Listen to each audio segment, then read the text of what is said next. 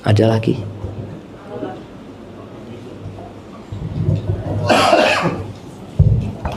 Assalamualaikum warahmatullahi wabarakatuh. Waalaikumsalam. Izin langsung Ustaz.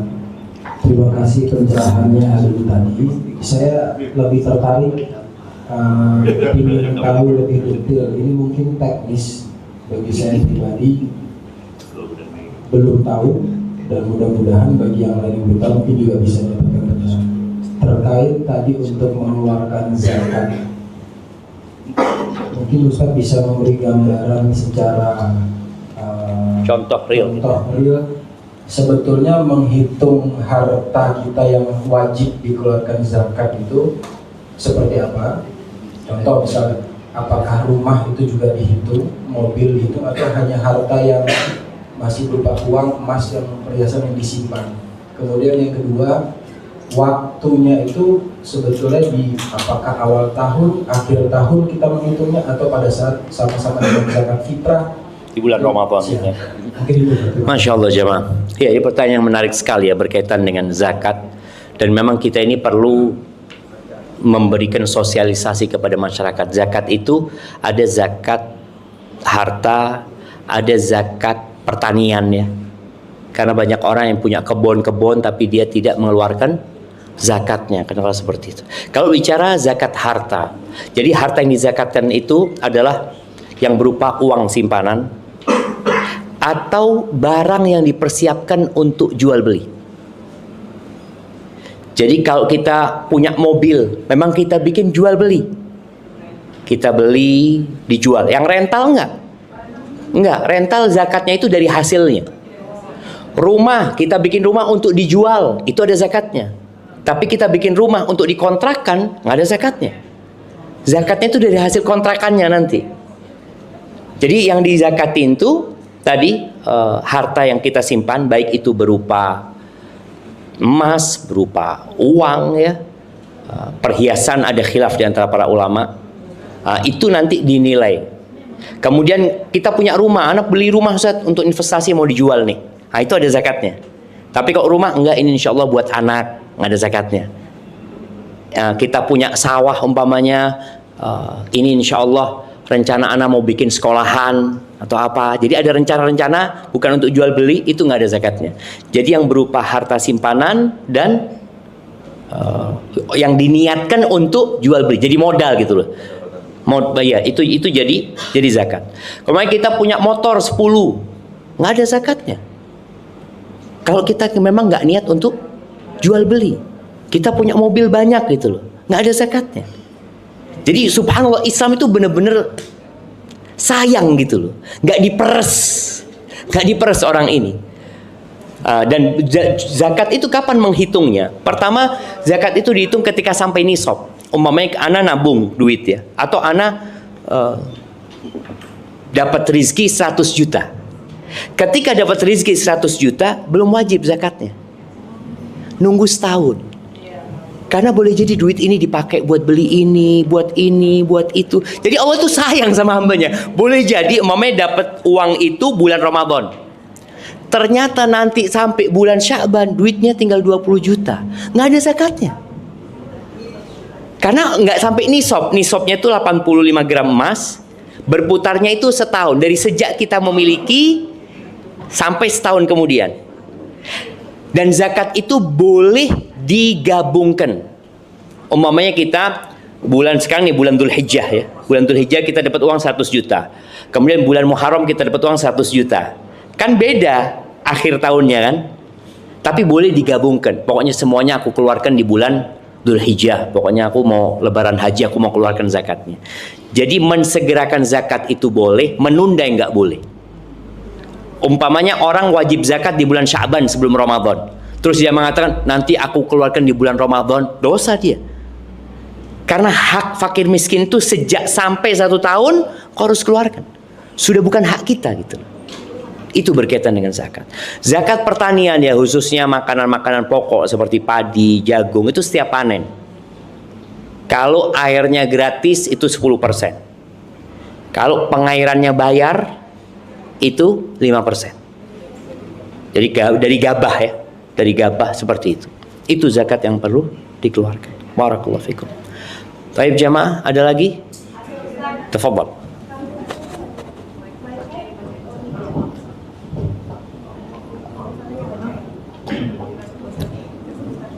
Ustaz, ada banyak pertanyaan tapi tertulis. Ustaz, bacakan, tolong saya bacakan Ustaz. Dibacakan langsung aja. Bismillah. Baik. Bismillahirrahmanirrahim. Assalamualaikum warahmatullahi wabarakatuh. Waalaikumsalam warahmatullahi wabarakatuh. Ustaz, ketika suami bersedekah, apakah istri juga mendapatkan pahalanya? Dan sebaliknya? Iya, Masya Allah. Jadi ada yang namanya saling tolong menolong dalam kebaikan. Dan bagi bapak-bapak juga, ketika bersedekah nggak harus istri tahu. Jangan semua yang kita sedekahkan istri harus tahu. Karena kita perlu punya amalan yang tersembunyi, yang sampai istri kita, anak kita, orang tua kita nggak tahu semua. Karena biasanya amalan ini yang akan ikhlas, ya. Karena nggak ada yang tahu. Tapi ketika seorang istri mendorong suaminya untuk sodakoh, kemudian suaminya sodakoh, maka istri akan dapat bagian pahala. Karena dia yang membujuk suaminya untuk sodakoh. Tapi kalau suaminya sodakoh tadi tanpa disuruh sama istri, ya istri nggak dapat bagian. Gimana? Ya itu, pinternya istri itu, Bang, ayolah sodakoh bang, biar dapat bagian dia yang sodakoh. Kemudian kalau sebaliknya, istri yang sodakoh, suami dapat bagian, ya kembali kepada, kalau suami yang mengatakan kepada istrinya, ayolah, engkau buat apa duit disimpan kayak gitu, berbagilah. Berbagi istrinya, suami dapat bagian. Tapi kalau istrinya berbagi, suaminya bakhil, karena kalau ada kan istri yang sodakoh, kalau ketahuan suami Ustaz, dilarang sama suami Ustaz, maka suami nggak akan dapat bagian dari pahala tersebut. Jadi seperti itu. Ingat, kita itu perlu banyak-banyak bekal ya. Bekal paling enak itu nyuruh orang lain berbuat baik. Kita ngomong sama orang, ayolah sholat duha. Antum kapan sholat duha terakhir gitu kan? Dia sholat duha, kita dapat pahala sholat duha dia. Masya Allah jemaah. Nah, fadhal. Baik Ustaz, masih banyak Ustaz. Assalamualaikum warahmatullahi wabarakatuh. Waalaikumsalam warahmatullahi wabarakatuh. Ustaz Hafizahumullah, bagaimana jika sudah niat berkurban tapi sampai hari ini belum membeli hewan kurbannya? Apakah larangan memotong kuku dan rambut tetap berlaku mulai tanggal 1 Dzulhijjah? Masya Allah. Ini ada satu pertanyaan yang menarik ya, berkaitan dengan 1 Dzulhijjah. Nah, jadi di dunia ini setiap negara itu punya hari-hari besar ya. Di Australia mereka nggak libur Idul Adha. Teman-teman anak tanya kemarin, enggak Ustaz, kita nggak ada libur. Baik. Mungkin di tempat lain Idul Fitri pun nggak libur mungkin. Di negeri kita punya banyak hari-hari besar. Hari besar ini macam-macam lah. Tapi ketahuilah kata Nabi SAW, a'zamu ayyamid dunya indallah. Ini hadis riwayatkan Imam Ahmad ya. Hari-hari dunia yang paling besar di sisi Allah. Ingat, di sisi Allah, bukan dalam pandangan manusia. Wa ahabbul a'malu fiha ilallah, dan beramal soleh lebih Allah cintai di dalamnya itu adalah 10 awal Dzulhijjah. Dari tadi malam. Cuma kita kan kadang-kadang memang nggak hafal sama bulan-bulan Islam. Jadi kita nggak tahu ini tanggal berapa. Hari tanggal 1 Dzulhijjah. Besok tanggal 2, lusa tanggal 3. Ini hari-hari terbaik sepanjang masa. 10 akhir Ramadan sama 10 awal Dzulhijjah lebih utama 10 awal Dzulhijjah. Cuma memang orang itu meremehkan jemaah. Kita lihat ya, kalau Ramadan kan di mana-mana ada tulisan selamat melaksanakan ibadah puasa ya, ini itu. 10 awal Dzulhijjah nggak ada. Kita ngeliat mana selamat menjalankan ibadah di 10 awal Dzulhijjah, padahal itu lebih utama kata Nabi SAW. Dan memang ibadah di waktu orang lalai itu pahalanya lebih besar. Karena orang pada lalai semua. Maka tolong perbanyak ibadah ya. Sholatnya ditambah. Yang biasa sholat 17 rakaat wajib, tambahinlah sama sholat rawatib, bangun rumah di surga. 12 rakaat. 2 rakaat sebelum subuh, 4 rakaat sebelum zuhur, 2 rakaat setelah zuhur, berapa? 8. Ba'dal maghrib 2 rakaat, ya. Ba'dal isya 2 rakaat. Allah itu kasih buat kita musim-musim kebaikan, karena kita itu orangnya malas. Udah nih, 10 awal Dzulhijjah ini benerin kalian di situ. Gunakan waktu untuk mendapatkan pahala yang banyak. Puasa. Yang nggak musafir, usahakan puasa. Yang paling utama nanti puasa tanggal 9 nih. Usahakan semuanya puasa. Anaknya diajak puasa. Tanggal 9 itu, puasa Arafah itu diampuni dosa 2 tahun.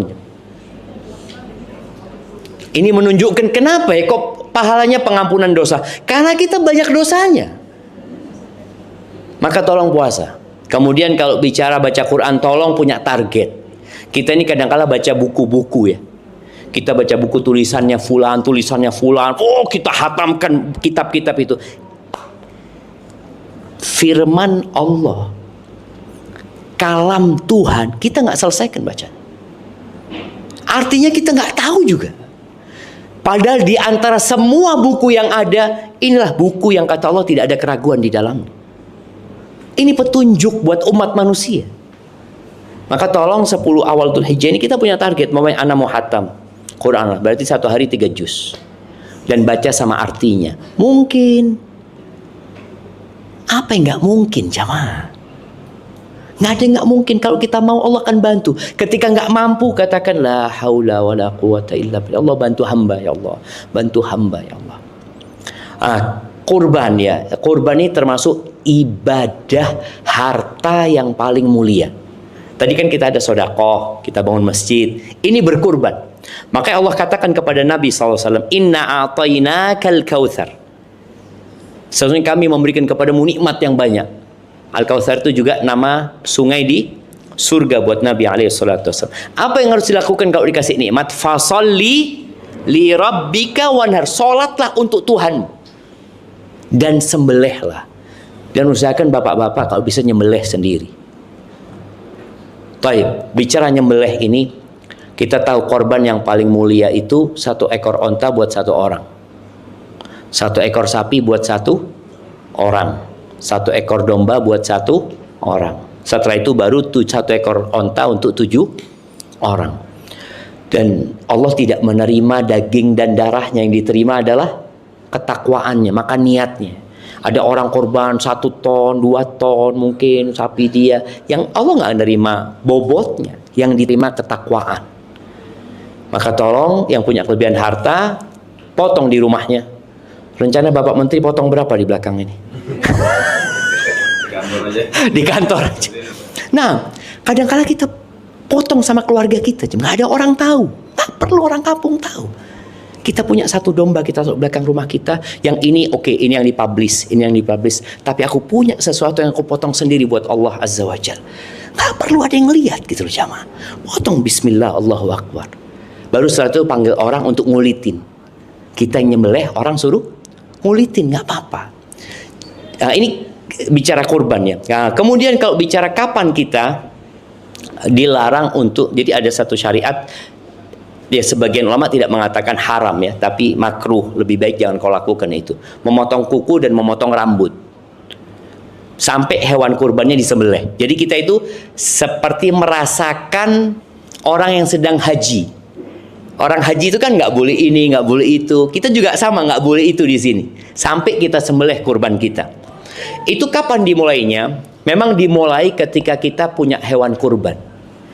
Kalau cuma niat belum ada hewan kurbannya, maka nggak perlu dia menahan diri. Karena boleh jadi nggak jadi dia gitu. Dia kan cuma insya Allah lah. Tapi kalau sudah dia mengatakan ini hewan kurban ini punya ana, dia sudah beli, kemudian dia mengatakan ini hewan kurban ana, dia sudah mulai berlaku. Walaupun sebagian mengatakan ya kalau sudah niat ya Bismillah lah, nahan diri gitu ya. Tapi kalau belum ada hewan kurbannya, masih sekedar keinginan di hati, maka mungkin belum berlaku larangan tersebut. Jadi orang ana insya Allah kurban Ustaz, tapi wallahu a'lam fulusnya masih nabung nih. Berarti kan belum tentu dia nyembelih. Barakallahu fiik, seperti itu. Nah, yang wukuf, ini bicara hari Arafah itu dengan puasa tanggal 9. Iya, di sini ada satu syariat namanya puasa Arafah. Puasa Arafah itu ngikutin orang yang wukuf di Arafah atau ngikutin tanggal 9. Ngikutin mana? Ngikutin mana? Ngikutin yang di Mekah apa di sini? Ngikutin ru'yah hilal negeri kita. Kenapa? Sekarang baru ribut, Bang. Karena ada media. Dulu nggak tahu mereka kapan wukufnya di Indonesia, nggak tahu gitu loh. Sekarang kan baru tahu, oh kita wukuf sekarang gitu kan. Nah dulu kan nggak tahu. Makanya hitungan penentuan itu adalah hilal. Masing-masing negara. Karena itu yang bisa menjadi patokan gitu loh. Dan inilah agama kita ini cocok untuk sepanjang masa gitu loh. Jadi jangan sekarang, oh karena sekarang sudah ketahuan wukufnya, jadi kita nggak ikut lagi hilal. Tetap. Makanya ketika orang-orang bertanya kepada Nabi SAW, yas'alunaka 'anil ahillah. Mereka tanya, kenapa sih rembulan itu kok nggak kayak matahari? Matahari itu kan bulat terus. Tapi bulan ini kok sabit, kemudian membesar, lalu mengecil. Apa kata Allah Azza wa Jalla? Qul hiya mawaqitu linnas wal hajj. Katakan kepada mereka, itu hilal Allah bikin seperti itu sebagai penentuan waktu-waktu ibadah buat umat manusia dan penentuan ibadah haji. Jadi kayak gitu. Jadi lebih utama. Jadi insya Allah kita akan berbeda dengan Arab Saudi ya. Arab Saudi mereka wukuf sehari sebelum kita. Berarti aman jemaah. Aman karena kita berarti puasanya tanggal 8, tanggal 9. Tanggal 8 kita puasa, tanggal 9 kita puasa. Di Saudi sudah lebaran kan. Kita tetap dapat 2 kebaikan. Aman insya Allah. Barakallahu fikum. Nah. Baik Ustaz. Kita menuju ke pertanyaan selanjutnya. Ketika seorang istri ingin membiasakan untuk meminta maaf pada suami setiap malam sebelum tidur, suami berkata selalu memaafkan dan ridho dengan istrinya. Hari berikutnya juga seperti itu. Bagaimana sebaiknya kebiasaan ini dilakukan agar tidak hanya menjadi kebiasaan biasa saja dan bisa tetap bermakna bagi keduanya? Kemudian jika istri diperintahkan untuk meminta maaf kepada suami dan meminta ridho, bagaimana dengan suami? Apakah ada juga? Apakah suami juga harus minta maaf gitu ya, minta keridhoannya istri gitu? Iya, begini. Jadi memang bukan tiap malam minta maaf ya. Jadi bukan rutinitas. Tapi ketika dia menyakiti suaminya atau dia disakiti suaminya, kan ada istri yang disakiti sama suami, suami salah. Ada suami yang salah. Si istri itu langsung minta maaf. Jadi nggak nunggu nanti malam aku baru mau minta maaf. Belum tentu umur kita sampai malam hari. Belum tentu. Tapi juga kadangkala minta maaf yang tidak tepat waktunya akan membuat kita tidak dimaafkan. Nah, maka perlu milih-milih waktu. Kayaknya dia masih emosi, aku minta maaf kayaknya nggak bakal dimaafin. Ya sudah, tunggu sampai reda. Maka dalam Islam itu boleh tidak bertegur sapa berapa hari? 3 hari. Karena biasanya setelah 3 hari itu emosi itu akan udah turun gitu loh. Maka kita kadang-kadang langsung minta maaf, nggak ada maaf buat engkau. Itu hari pertama, hari kedua, hari ketiga insya Allah sudah mulai turun. Jadi istri itu bukan rutinitas minta maafnya, tapi karena memang ada sesuatu gitu. Soalnya kalau rutinitas ya kadang-kadang istri, suami malah apalagi. Dia malah bosen gitu nantinya. Jadi bukan seperti itu. Barakallahu fikum. Apakah suami minta maaf? Ya, kalau bicara minta maaf ya seharusnya orang yang berbuat salah minta maaf. Jadi memang kadangkala istri yang berbuat salah yang minta maaf siapa? Suami. Itu baru Nah, jadi ada. Jadi para bapak-bapak juga kadangkala istrinya memang tidak seperti yang dia inginkan.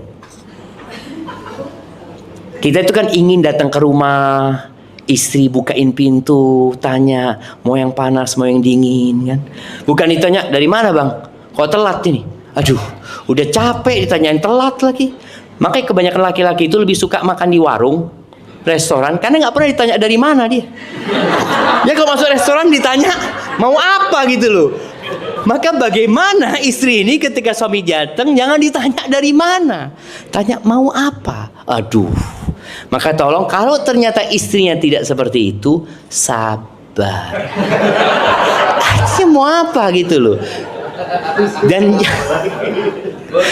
Dan ingat rumput tetangga. Nah, bersyukur ditambah nikmatnya bang ya, masya Allah. Ya, rumput tetangga lebih hijau dari rumput sendiri. Jangan pernah membandingkan pasangan hidupmu dengan orang lain. Jangan pernah. Dan bapak-bapak, ibu-ibu ya. Nah, jangan pernah membandingkan anakmu dengan orang lain juga. Jangan. Karena kita akan menanamkan iri dan dengki dalam mereka. Barakallahu fikum. Nah. Barakallahu Ustaz. Masih banyak Ustaz, mohon bersabar pertanyaannya. Kan memang ujiannya kalau mau bahagia, bersyukur, bersabar. Ini termasuk harus bersabar. Baru ridho dan syukur ya Ustaz. Baik, pertanyaan selanjutnya. Atau bapak-bapak mungkin ada yang masih ingin bertanya sambil, kalau ada silakan sebelum ke pertanyaan ibu-ibu lagi. Belum ya? Bismillah. Assalamualaikum Ustaz, izin bertanya Ustaz. Waalaikumsalam warahmatullahi wabarakatuh. Bagaimana caranya agar kita bisa konsisten untuk bersyukur, bersabar, dan senantiasa beristighfar dalam kehidupan kita? Karena ketika keimanan kita turun, untuk bisa bersabar, bersyukur, dan istighfar sulit Ustaz. Jazakallahu khair Ustaz, barakallahu fiik. Masya Allah. Iya jemaah, iman itu naik turun memang. Kalau bicara bagaimana supaya kita bisa istiqomah ya, agar kita bahagia ya, maka yang pertama adalah dengan meyakini bahwa hidup itu seperti itu. Karena kalau kita selalu idealisme ya, kepinginnya selalu seneng, kita nggak siap, susah.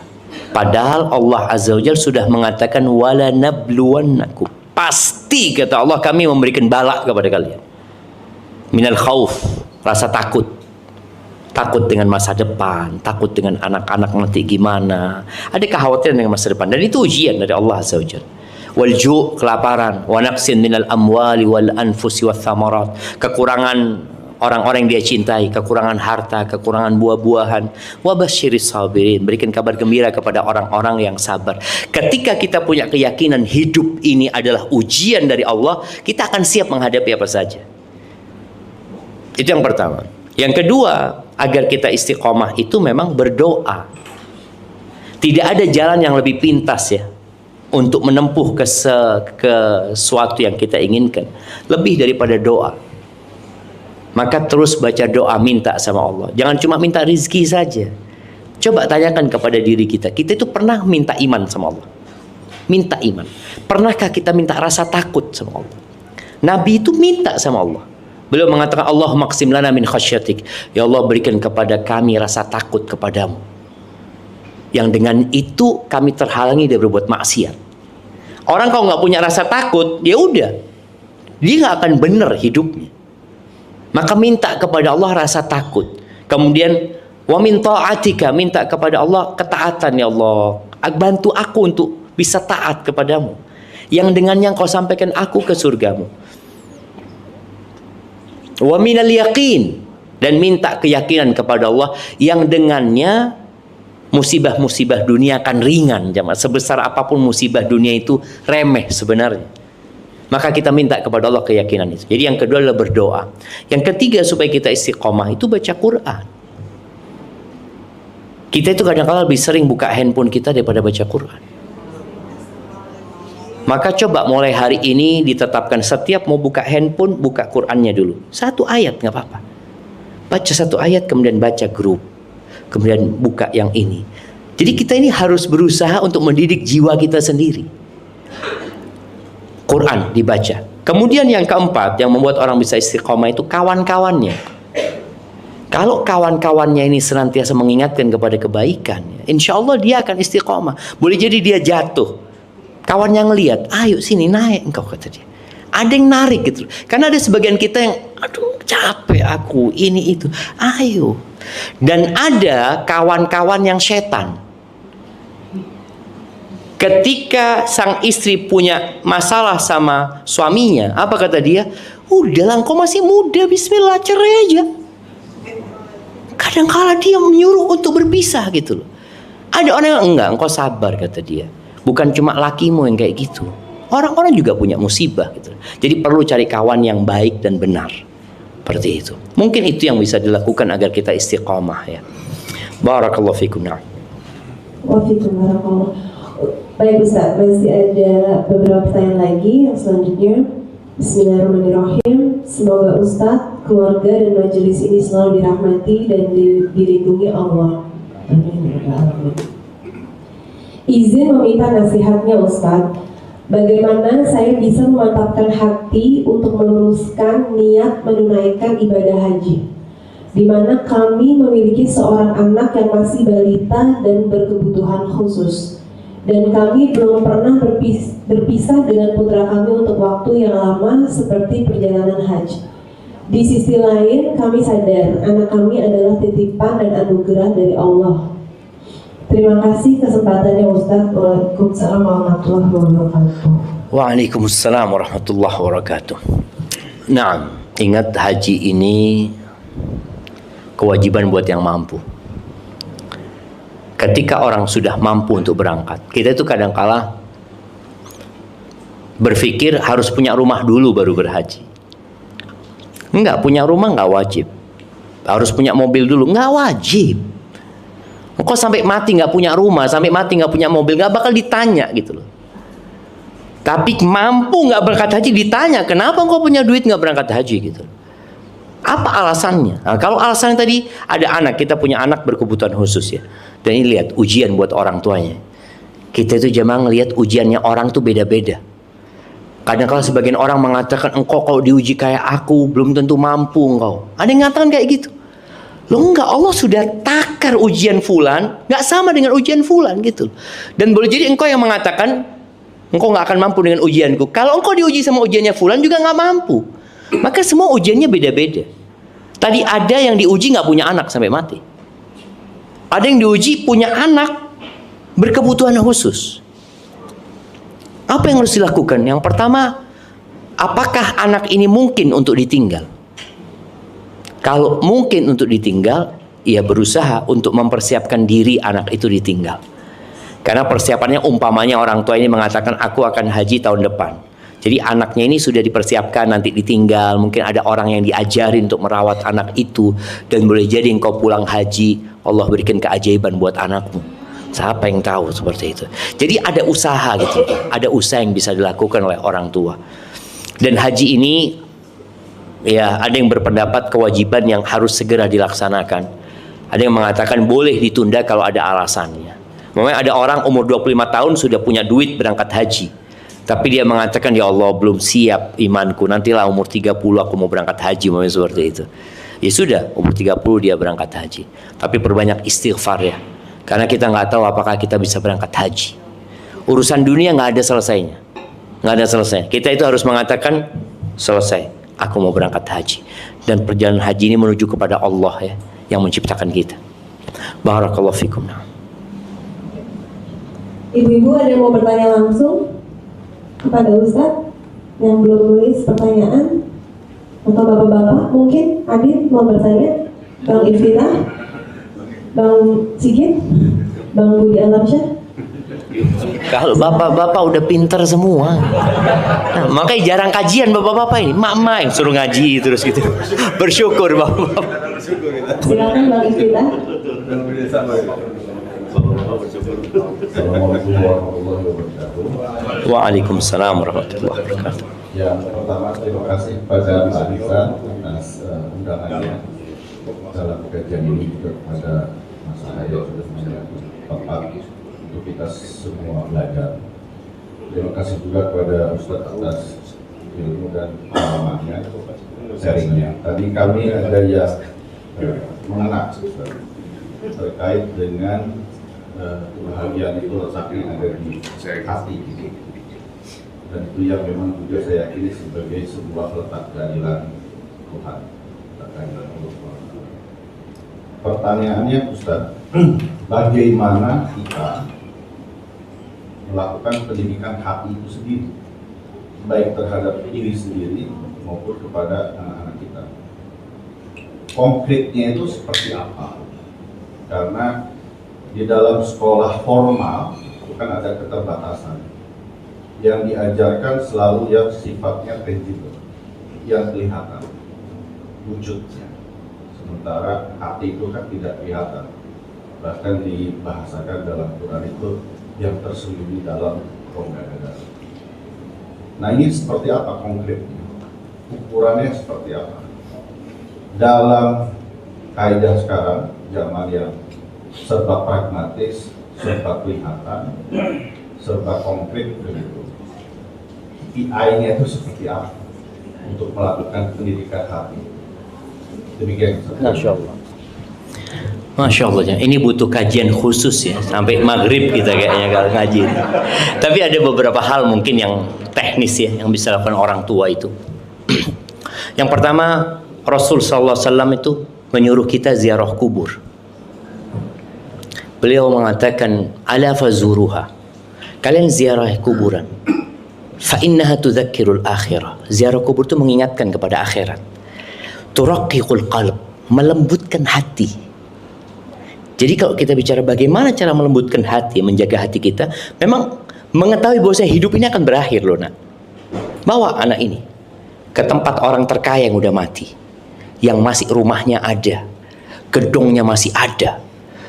Mau berangkat ke kuburannya Steve Jobs, mengatakan ini loh yang bikin Apple, mati dia sudah, tinggal. Jadi itu ngobrol, iya ya, nggak ada yang dia bawa. Kita akan berakhir ke sana. Ini langsung praktek anak itu. Yang kedua, berangkat ke tempat-tempat bencana. Itu juga melembutkan hati. Ketika kita berangkat, anak waktu berangkat ke Palu ya, melihat satu desa itu ambles. Iya, apa namanya? Likuifaksi. Itu anak lihat langsung. Anak datang ke rumah orang yang di depan gitu. Bapak, kejadian ini kapan, Pak? Maghrib, Ustaz. Anak di masjid waktu itu. Lagi sholat, dengar suara, boom. Bayangkan, satu kampung itu. Di situ ada mobil mereka, ada kulkas mereka, ada manusia, ada mungkin mereka pelihara kucing, hilang, bayi-bayi itu hilang gitu. Jadi anak tuh benar-benar merasakan dalam hatinya ada sesuatu, ada kekuatan yang aku harus takut kepadanya gitu loh. Yang dia bisa memberikan musibah itu kepadaku gitu. Kemudian yang ketiga, kita disuruh mengusap kepala anak yatim ya. Jadi di antara yang melembutkan hati itu kita melihat orang-orang tadi yang mungkin tidak beruntung seperti kita ya, mengusap mereka, anak kita. Anak kemarin subhanallah, sebelum anak berangkat ke Jakarta, malam hari anak sholat isya itu di Yayasan Yatim Piatu. Ada kajian, anak-anak yang umur 8 tahun ngeliat, Baba kata dia, siapa mereka? Baba kata dia, ini anak-anak yang gak punya bapak nak. Ibunya nggak ada. Loh, mereka tinggal di mana? Ya sudah di asrama ini kata dia. Nggak ada bapaknya, nggak ada. Jadi itu juga membuat mereka hatinya itu tersentuh gitu loh. Nah, ini yang perlu dilakukan orang tua. Yang keempat, ngajarkan anak sodako supaya dia merasakan kesusahan orang lain juga.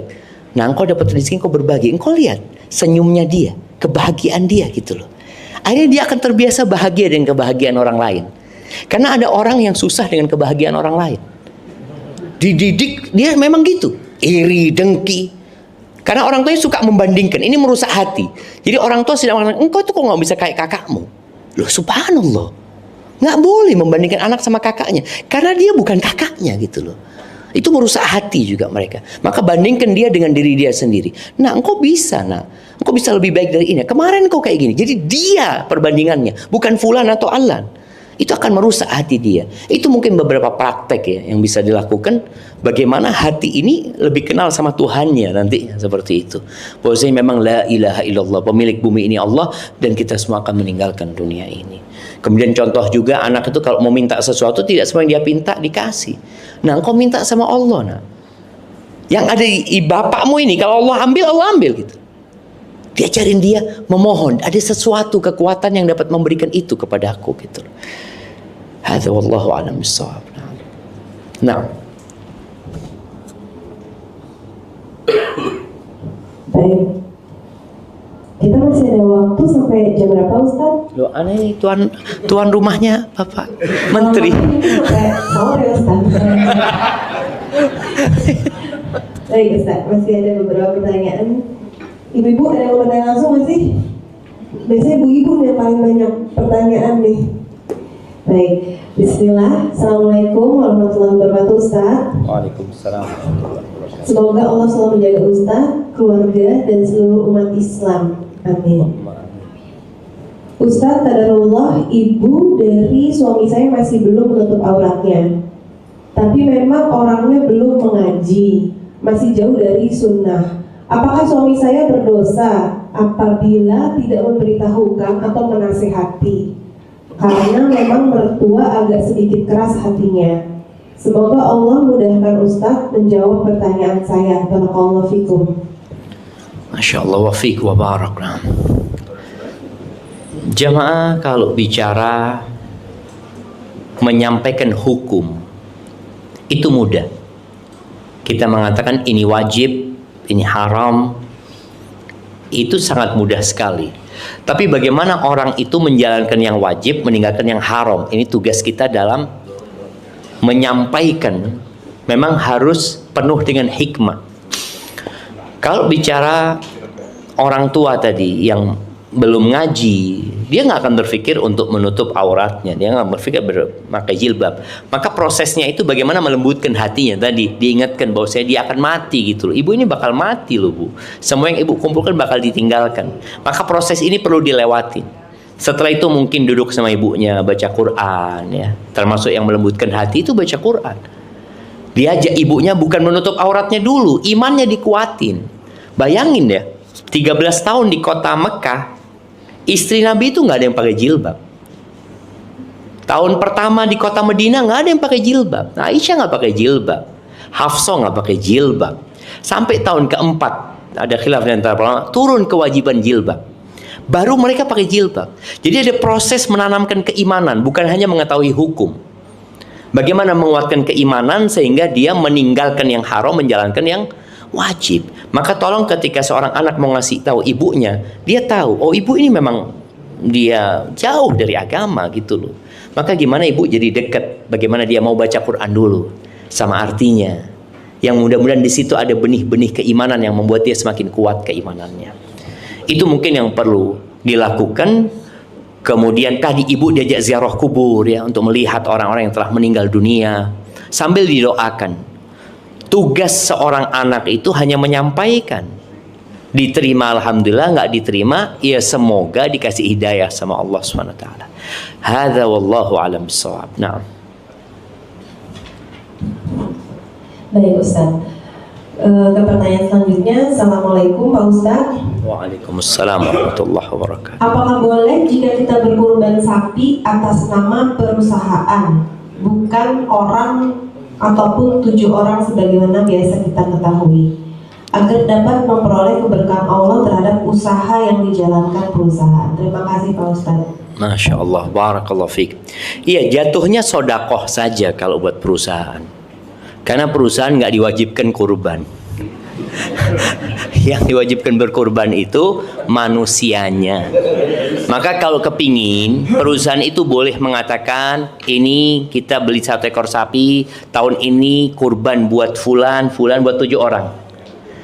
Jadi diberikan kepada mereka sapi itu sehingga mereka yang berkorban. Walaupun duitnya dari perusahaan. Baru bisa seperti tahun depan ganti. Siapa yang belum kurban? Ini sapi buat kalian. Umumnya dari 7 orang mengatakan, aku nggak mau kurban, fulusnya aja. Nggak jadi dia kan. Ya udah kalau fulusnya aja kita cari orang lain gitu loh yang mau gitu loh, seperti itu. Jadi intinya itu jadi pemberian nantinya dari perusahaan kepada orang-orang tersebut dan berkurbannya atas nama orang-orang tersebut. Tetap perusahaan dapat pahala insya Allah. Artinya pemilik perusahaannya ya. Seperti itu. Hadza wallahu a'lam bissawab. Nah. Baik. Pertanyaan selanjutnya Ustaz, saya pernah melihat beberapa kajian Ustaz yang berdasarkan surat Ar-Rum ayat 21 yang isinya adalah di antara tanda-tanda kebesarannya ialah bahwa dia menciptakan pasangan-pasanganmu dari jenis dirimu sendiri agar kamu merasa tentram kepadanya. Dia menjadikan di antaramu rasa cinta dan kasih sayang. Nah, dari surat tersebut Ustadz, apakah benar tujuan dari pernikahan itu untuk mendapatkan ketenangan. Bolehkah kita berdoa secara eksplisit untuk meminta keluarga yang sakinah, mawaddah, warahmah? Kalau belum merasa tenang, berarti tujuan pernikahan belum tercapai kah Ustadz? Saya boleh sedikit menambahkan Ustadz, kalau saya pernah dengar ketika kita berdoa secara eksplisit meminta keluarga yang sakinah, ketika kita menuju sakinah kita diberikan ujian dulu, mawadah ujian dulu, sehingga kita lebih baik berdoanya warahmah aja untuk mendapatkan rahmat. Apakah benar begitu Ustaz? Itu tambahan dari saya Ustaz. Masya Allah, Masya Allah.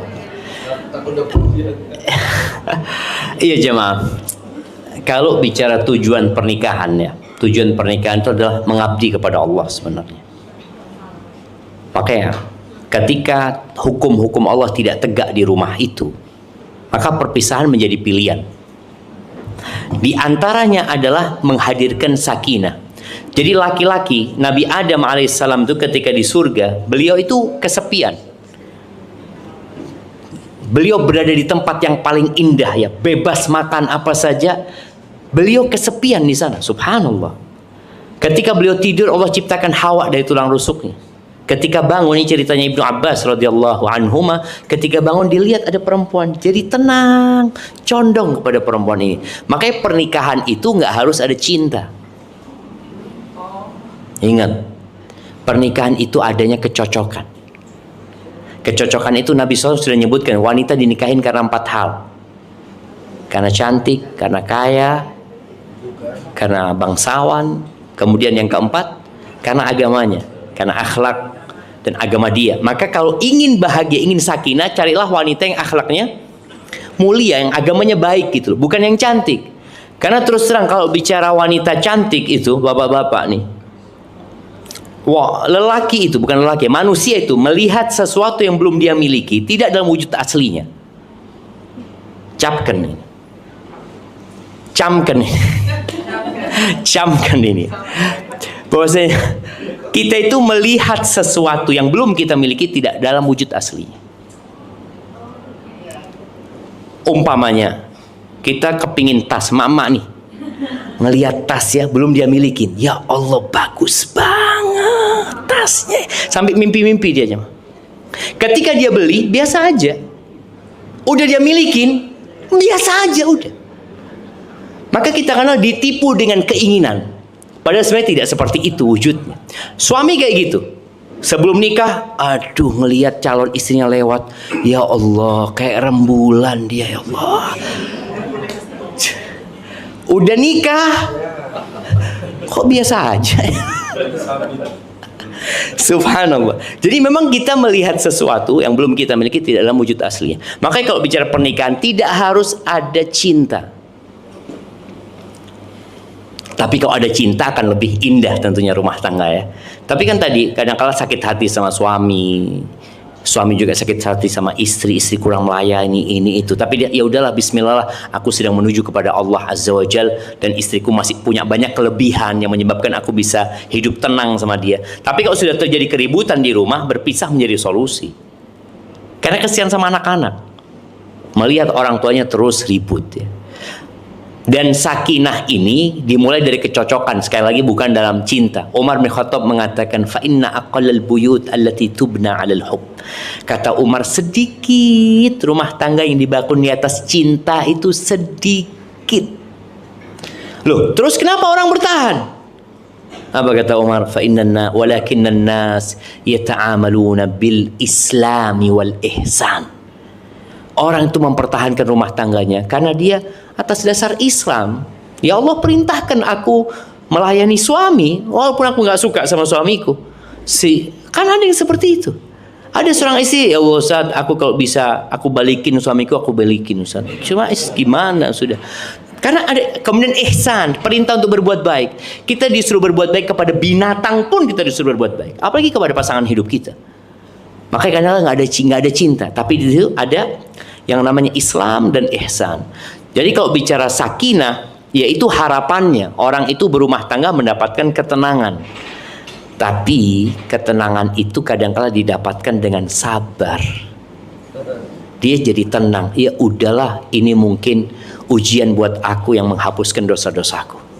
Ada seorang alim ulama ya, ketika kawannya datang ke rumah, dia mendengar cara istri alim ulama ini memanggil, ya aduh kasar banget gitu pokoknya. Apa kata tamunya? Syekh, kenapa engkau nggak ganti istri aja? Ini ketika kan banyak perempuan gitu loh, engkau dapat istri ngomongnya, kan ada perempuan yang cerewet kalau ngomong tetangga sampai denger. Itu kan, ya Allah, ya, capek suami ini. Apa kata suaminya? Kata dia, aku takut istriku ini adalah penghapusan dosa buat aku dari Allah. Kata dia. Ya, jadi musibah dari Allah buat aku sudah. Aku akan sabar. Aku takut kalau ganti dapat yang lebih parah dari ini. Enggak, sudah. Artinya dia dapat sakinah itu dari mana? Dari nerima gitu loh. Dia dapatkan seperti itu. Barakallahu fiik. Naam. Oh iya, tambahan kalau doa tadi ya. Doa itu boleh. Minta sakinah kepada Allah, minta ketenangan di keluarganya boleh. Jadi spesifik itu ya nggak terlalu spesifik. Ya minta sesuatu, ya Allah aku pengen rumah tanggaku ini dirahmati olehmu. Aku ingin ada cinta di sini, ada kasih sayang di sini. Aku ingin suamiku perhatian sama anak-anak ya. Boleh yang seperti itu. Tapi tidak terlalu detail banget ya. Aku ingin suamiku itu kalau pulang dari tempat kerja, dia itu ke kamar situ dulu. Enggak, jangan kayak gitu doanya gitu loh. Barakallahu fiik. Nah.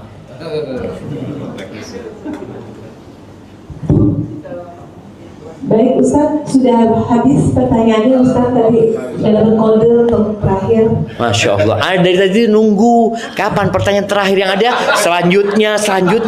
Kapan pertanyaan terakhir?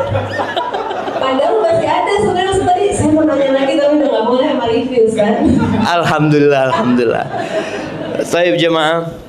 Sebagai penutup ya, ada sebuah doa yang Nabi SAW bacakan ketika beliau kumpul sama sahabatnya. Mungkin kita baca doa ini. Semoga majelis kita diberkahi sama Allah Subhanahu wa taala. Allahumma lakal hamdu kulluh wa lakal syukru kulluh wa ilaika yurja'ul amru kulluh. Allahumma salli wa sallim ala nabiyyina Muhammad.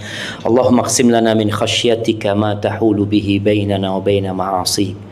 ومن طاعتك ما تبلغنا به جنتك ومن اليقين ما تهون به علينا مصائب الدنيا ومتئنا بأسماعنا وأبصارنا وقواتنا ما أحييتنا واجعله الوارث منا واجعل ثأرنا على من ظلمنا وانصرنا على من عادانا ولا تجعل مصيبتنا في ديننا ولا تجعل الدنيا أكبر همنا ولا مبلغ علمنا ولا تسلط علينا من لا يرحمنا ربنا آتنا في الدنيا حسنة وفي الآخرة